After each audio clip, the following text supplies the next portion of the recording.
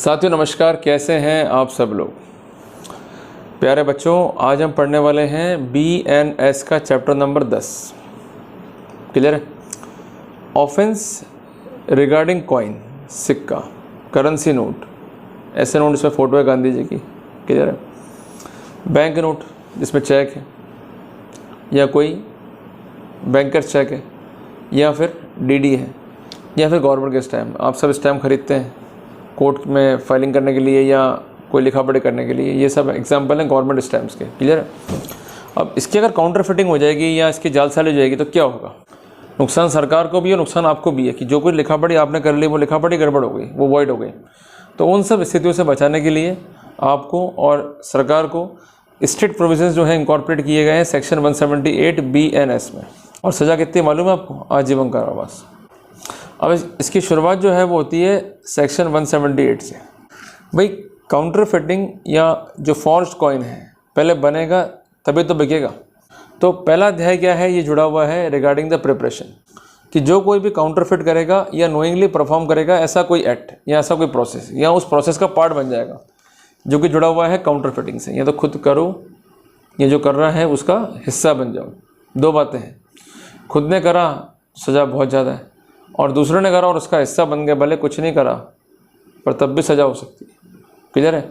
तो सज़ा के दो इसके परिमाप हैं, या तो आजीवन कारावास या फिर 10 साल की कैद। तो जो कुछ भी अच्छा लगे वो चुन सकते हैं। इसमें है कि काउंटर फिटिंग करना किसी कॉइन की या किसी स्टैम्प की जो कि इशू किया है सेंट्रल गवर्नमेंट ने for the purpose of revenue collection, या कोई करेंसी नोट है या कोई बैंक नोट है, तो उस कंडीशन में जो काउंटर फिट कर रहा है उस पर कार्रवाई होगी और वो सज़ा का हकदार होगा। सज़ा कितनी? इम्प्रिजनमेंट फॉर लाइफ, और फाइन भी होगा। और अगर उसका प्रोसेस जो है उसके आप पार्ट बन गए तब भी सज़ा होगी, पर सज़ा होगी 10 साल तक और फाइन भी होगा। क्लियर हो गया? तो बहुत सिंपल चीज़ मैंने आपको समझा दी है। अब यहाँ पर बैंक नोट क्या है कि एक प्रॉमिसरी नोट या ऐसा कोई engagement for the payment of money to the concern bearer on demand. आप एक छोटी सी बात समझना, यहाँ पर करेंसी नोट को डिफाइन अलग से नहीं कर रखा है, बट करेंसी नोट को ऐसा लगता है कि इसमें डाल दिया गया। आप कभी उठाना नोट 100 रुपये का, ये बेसिकली प्रॉमिसरी नोट है जिसमें वचन है कि जो वैल्यू उसमें लिखी हुई है उतना भुगतान जो है उस नोट के बियरर को, मीन्स जो कंसेंट नोट है जिसका जो पजेसर है उसको ये भुगतान हो जाएगा अगर उसको यूटिलाइज करेगा तो। On demand issued by any person carrying on business of banking in any part of the world, कि जब भी ये डिमांड होगा और ये दस्तावेज संदाय हो जाएगा तो जितना वैल्यू है उसके बराबर भुगतान हो जाएगा। और ये बैंकिंग सिस्टम रिकॉग्नाइज करता है पूरे विश्व का। और सबसे इम्पोर्टेंट बात, ये जो कंसेंट प्रॉमिसरी नोट है या जो इंस्ट्रूमेंट है, it must be issued by or under the authority of state, और ऐसी अथॉरिटी जो एक्सरसाइज करती है सोवरेन पावर। और कुल मिला के जो ये इंस्ट्रूमेंट है इसको जो दर्जा दिया गया है ये वही दर्जा है जो एक मनी का होता है, जो एक पैसे का होता है। क्लियर हो गया आपको? तो कुल मिला के जी जो आपका करेंसी नोट है या जो बैंक नोट है उसमें एक बात स्पष्ट लिखी हुई है कि ये बेसिकली एक प्रॉमिसरी नोट है जिसमें जो कंसर्न बियरर है उसको भुगतान की जो एक स्थिति है, जो एक प्रक्रिया है, उसमें सुगमता हो, जिस कारण ये नोट जो है वो तैयार किए रहते हैं ताकि अल्टीमेटली इसको यूज़ करते हुए जो उसके ट्रांजेक्शन है, बिजनेस ट्रांजेक्शन, उसको वो कंप्लीट कर सकें। अब यहाँ पर चीज़ें बहुत कॉम्प्लिकेट लिखी गई है, आपको मैं सिंपल एग्जांपल के जरिए जो है समझाने का प्रयास करता हूँ। आप सुबह सुबह गए दुकान वाले के पास कि भैया दूध दे दो। अरे मैं दूध कहाँ से दे दूँगा, दूध तो गाय देगी ना। यूँ बोलो कि दूध की थैली ले दो। हाँ भाई, मैं भी ये बोलना चाह रहा हूँ, दूध की थैली ले दो। तो वो थैली जब खरीदते हो आप तो उसको हाथ में लेते हो, ऐसे आप देखते हो, आहा क्या थैली है, सरस का दूध। फिर उसका भुगतान करते हो, ठीक है जी, जो भी अमाउंट है, 25 रुपये, 50 रुपये, 100 रुपये। तो जो भुगतान आप कर रहे हो, बेसिकली जो करेंसी नोट दे रहे हो, बेसिकली एक प्रॉमिसरी नोट है जिसके जरिए क्या आप उसको वचन दे रहे हो कि ये जो करेंसी नोट है या जो बैंक नोट है इसके जरिए प्रॉमिस कर रहा हूँ कि जो वैल्यू आपने मांगी है, डिमांड, उसको ये सेटिस्फाई करने या उसको काउंटर करने में ये समर्थवान है। तो आपने उसको 100 रुपये दिए, उसे मांगे 100 रुपये, तो ये काउंटर 100% हो गया। और उससे मांगे 150 रुपये और आपने 100 रुपये दिए तो 50 रुपये अभी भी वो आपसे मांगते हैं। और उसने मांगे 50 रुपये और आपने 100 रुपये दिए तो अब 50 रुपये उससे आप मांगते हो। वो उसकी डिमांड थी, उससे एक्सेस में जो है इसको सेटिस्फाई कर गया। क्लियर हो गया? तो ये है बेसिकली चीज़। दूसरा है कॉइन, सिक्का। सिक्का देखा ना आपने, उछलता है, ऐसे टॉस करते हैं उससे।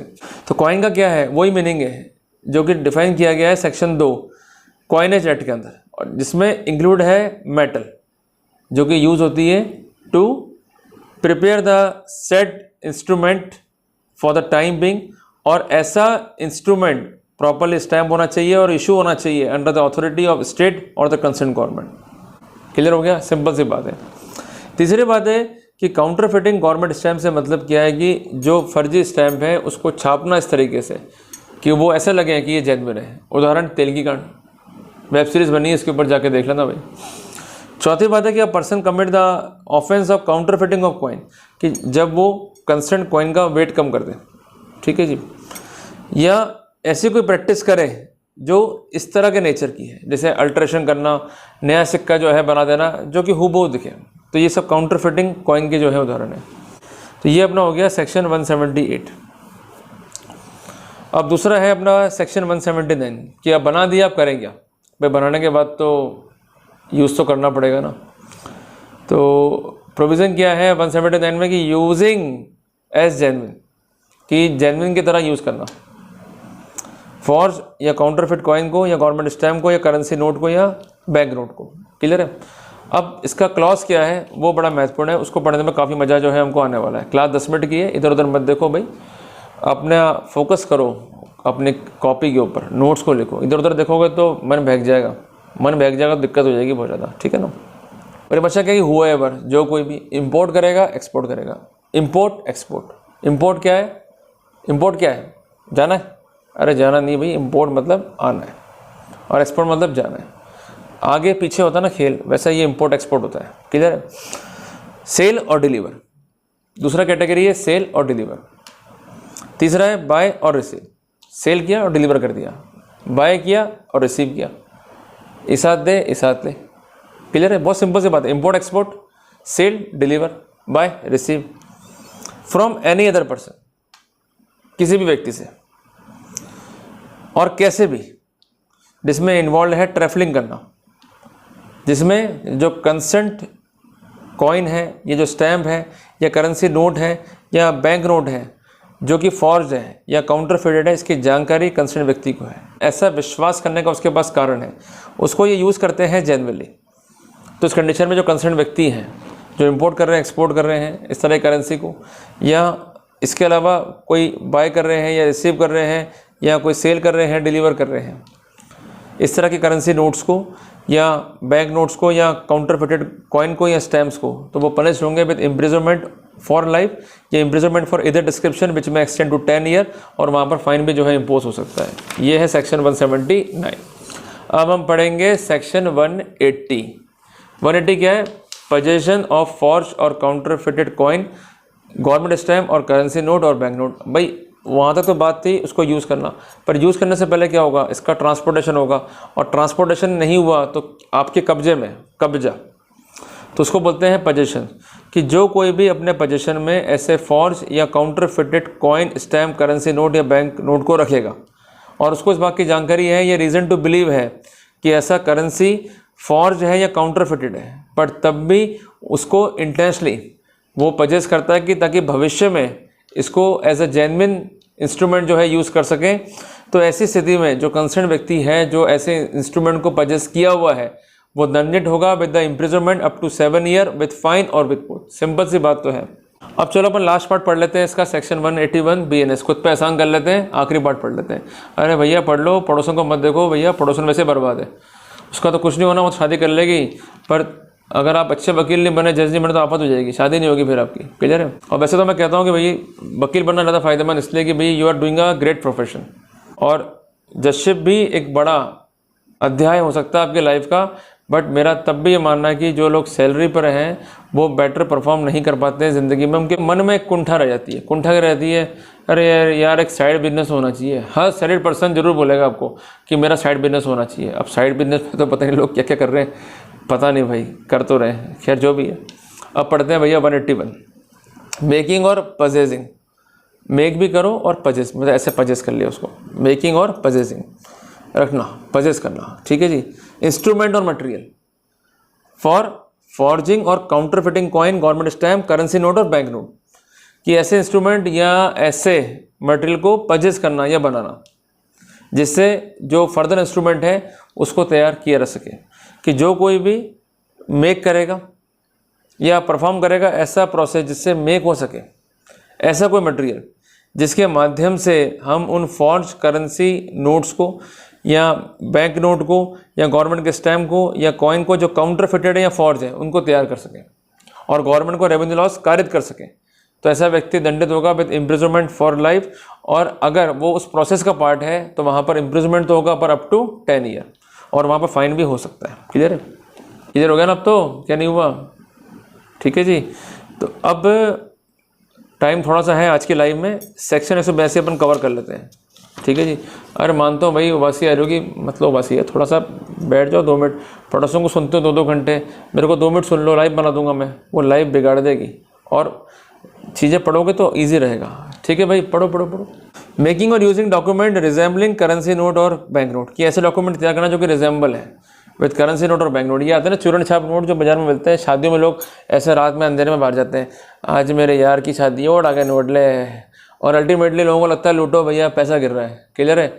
अगर ऐसे करेंसी नोट को छाप दिया जो कि बिल्कुल रिजेंबल है with the original currency note और उस पर अंतर करना बड़ा मुश्किल है, तो वहाँ पर भी स्थिति बड़ी ख़राब है। तो परिभाषा क्या है कि हुएवर मेक्स, कि जो कोई भी, और कॉजेज टू बी मेड, कि या तो बनाता है या बनाने में सहयोग करता है, या ऐसा कोई भी पर्पस चाहे कुछ भी हो, या deliver to any person any document purporting to be or in any way resembling so nearly resembling so as to cause deceive, कि ये जो करेंसी नोट है बिल्कुल सिमिलर है उस करेंसी नोट से जो ओरिजिनल है।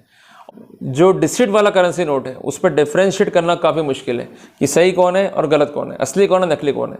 तो ऐसी स्थिति में व्यक्ति जिम्मेदार है। बट फाइन कितना है? मात्र 3000 रुपये। दूसरी बात है कि if any person whose name appear on a document that making of which is an offence refuses without lawful excuse to disclose to a police officer on being so required the name and address of a person by whom it is printed or otherwise made. अब जगीरा पकड़ लिया police ने और आप कहते हो भाई हमने तो नहीं बनाया, अल्टीमेटली किसी और ने बनाया, पर उस व्यक्ति के बारे में जानकारी देने से मना करते हो, तब भी ऑफेंस बन जाएगा। और सबसे इंपॉर्टेंट बात, जो भी व्यक्ति चार्ज है as per the protocol of clause number 1, तो उस स्नैरियो में जो कंसेंट डॉक्यूमेंट है अगर उसके पोजीशन में है या उससे रिकवर हुआ है तो ऐसा माना जाएगा कि वो गिल्ट में इन्वॉल्व है, जब तक कि वो काउंट्री प्रूव ना कर दे। ये छोटी सी बात है, तो बहुत कॉमन सेंस की बात है। तो ठीक है जी, आपने आज पढ़ लिया सेक्शन 182 BNS तक। मैं मार्क कर लेता हूँ ताकि मेरे को ध्यान रहेगा ना तो मैं खुद ही भूल जाऊँगा। क्लियर है? और अपन पढ़ेंगे अब सेक्शन 183 से, तो घर जाके भैया पढ़ लेना और फालतू फालतू काम मत करना। और कई लोगों को सुस्ती मस्ती, ऐसे मस्ती मत करो भाई, मस्ती करोगे तो लाइफ नहीं बनेगी, मस्ती बाद में करना जब शादी हो जाए। ठीक है ना? तो अपन पढ़ेंगे 183 से आगे, ताकि अब जो ये नया सब्जेक्ट है पढ़ना पड़ेगा। अगर नहीं पढ़ोगे तो नंबर नहीं आएंगे एग्जाम में, नहीं आएंगे तो फिर दिक्कत आपके लिए, मुझे क्या है। ठीक है जी? तो अपन पढ़ेंगे 183 को, तो हंस दो यार, क्लास खत्म। ठीक है जी, मिलते हैं with new section 183 of PNS। Till then जय हिंद, जय भारत।